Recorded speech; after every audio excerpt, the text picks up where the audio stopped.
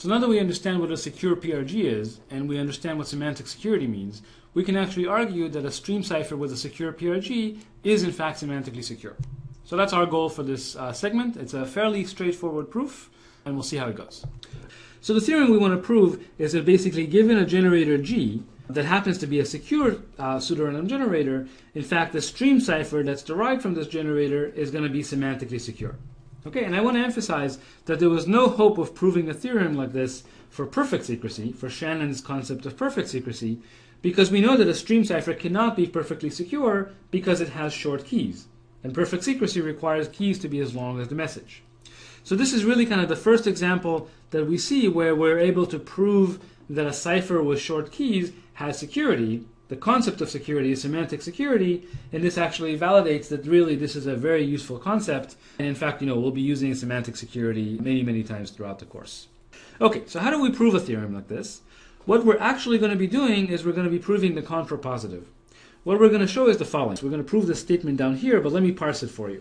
Suppose you give me a semantic security adversary A. What we'll do is we'll build PRG adversary B that satisfies this inequality here. Now, why is this inequality useful? Basically, what do we know? We know that if B is an efficient adversary, then we know that since G is a secure generator, we know that this advantage is negligible, right? A secure generator has a negligible advantage against any efficient statistical test. So the right-hand side basically is going to be negligible, but because the right-hand side is negligible, we can deduce that the left-hand side is negligible, and therefore the adversary that you looked at actually has negligible advantage in attacking the stream cipher E.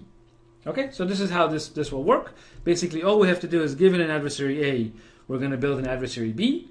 We know that B has negligible advantage against the generator, but that implies that A has negligible advantage against the stream cipher. Okay, so let's do that. So all we have to do again is given A, we have to build B. So let A be a semantic security adversary against the stream cipher. So let me remind you what that means. Basically, there's this challenger. The challenger starts off by choosing a key K, and then the adversary is going to output two messages, two equal length messages, and he's going to receive the encryption of M0 or M1, and then he outputs B prime. Okay, that's what a semantic security adversary is going to do. So now we're going to start playing games with this adversary, and that's how we're going to prove our lemma. All right, so the first thing we're going to do is we're going to make the challenger also choose a random R, okay, a random string R. So, well, the adversary doesn't really care what the challenger does internally. The challenger never uses R, so this doesn't affect the adversary's advantage at all. The adversary just doesn't care that the challenger also picks R. But now comes the trick. What we're going to do is instead of encrypting using GK, we're going to encrypt using R. And you can see kind of basically what we're doing here. Essentially, we're changing the challenger, so now the challenge ciphertext is encrypted using a truly random pad as opposed to the pseudo-random pad GK. Okay, now the property of the pseudo-random generator is that its output is indistinguishable from truly random. So because the PRG is secure, the adversary can't tell that we made this change. The adversary can't tell that we switched from a pseudo-random string to a truly random string. Again, because the generator is secure. Well, but now look at the game that we ended up with. So the adversary's advantage couldn't have changed by much because he can't tell the difference. But now look at the game that we ended up with. Now this game is truly a one-time pad game.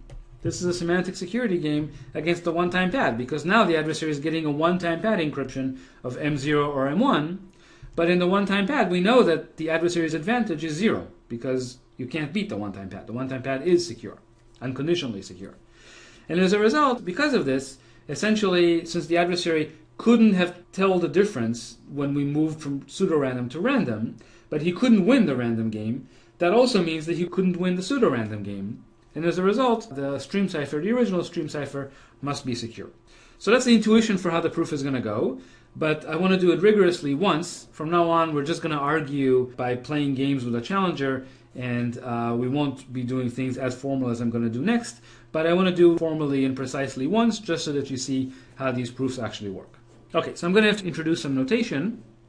And I'll do the usual notation. Basically, in the original semantic security game, when we're actually using a pseudo-random pad, I'm going to use W0 and W1 to denote the event that the adversary outputs 1 when he gets the encryption of M0 or gets the encryption of M1 respectively. Okay, so W0 corresponds to outputting 1 when receiving the encryption of M0, and W1 corresponds to outputting 1 when receiving the encryption of M1. So that's as in the standard definition of semantic security. Now, once we flipped to the random pad, I'm going to use R0 and R1 to denote the event that the adversary outputs 1 when receiving the one-time pad encryption of M0 or the one-time pad encryption of M1. So we have 4 events, W0, W1 from the original semantic security game, and R0 and R1 from the semantic security game once we switched over to the one-time pad. So now let's look at relations between these variables. So first of all, R0 and R1 are basically events from a semantic security game against a one-time pad. So the difference between these probabilities is, as we said, is basically the advantage of algorithm A, of adversary A, against the one-time pad, which we know is 0. Okay, so that's great. So that basically means that probability of R0 is equal to the probability of R1. So now let's put these events on a line segment between 0 and 1. So here are the events, W0 and W1 are the events we're interested in. We want to show that these two are close. Okay? And the way we're going to do it is basically by showing, and here is probability R0 and R1, and since they're both the same, I just put them in the same place. What we're going to do is we're going to show that both W0 and W1 are actually close to the probability of RB, and as a result, they must be close to one another. Okay, so the way we do that is using a second claim. So now we're interested in the distance between probability of WIB and probability of RB. Okay, so we'll prove the claim in a second. Let me just state the claim. The claim says that there exists an adversary B such that the difference between these two probabilities is basically the advantage of B against the generator G. And this is for both B's. Okay, so given these two claims, the theorem is done because basically, what do we know? We know that this distance is now less than the advantage of B against G. That's from claim 2. And similarly, this distance is less, actually it's even equal to, I don't have to say less, it's equal to the advantage of B against G. And as a result, you can see that the distance between W0 and W1 is basically at most twice the advantage of B against G. That's basically the theorem we were trying to prove. Okay, so the only thing that remains is just proving this claim 2. And if you think about what claim 2 says, it basically captures the question of what happens in experiment 0. What happens when we replace the pseudo-random pad GK by a truly random pad R, right? Here in experiment 0, say, we're using a pseudo-random pad, and here in experiment 0, we're using a truly random pad. And we're asking, can the adversary tell the difference between these two? And we want to argue that he cannot because the generator is secure. Okay, so here's what we're going to do. So let's prove claim 2. So we want to argue that, in fact, there is a PRG adversary B that has exactly the difference of the two probabilities as its advantage. Okay, and since the point is, since this is negligible, and that's basically what we wanted to prove. Okay, so let's look at statistical test B. So what is statistical test B? It's going to use adversary A in its belly, so we get to build statistical test B however we want. As we said, it's going to use adversary A inside of it for its operation, and it's a regular statistical test. So it takes an n-bit string as input, and it's supposed to output, random or not random, 0 or 1. Okay, so let's see. So first thing it's going to do is it's going to run adversary A, and adversary A is going to output 2 messages, M0 and M1. And then what adversary B is going to do is basically going to respond with M0 XOR the string that it was given as input. All right, that's the statistical test. And then whatever A outputs, it's going to output as its output. And now let's look at its advantage. So what can we say about the advantage of this statistical test against the generator? Well, so by definition, it's the probability that if we choose a truly random string, so here R is in 0, 1 to the n, it's the probability that B outputs 1, minus the probability that when we choose a pseudo-random string, B outputs 1. Okay?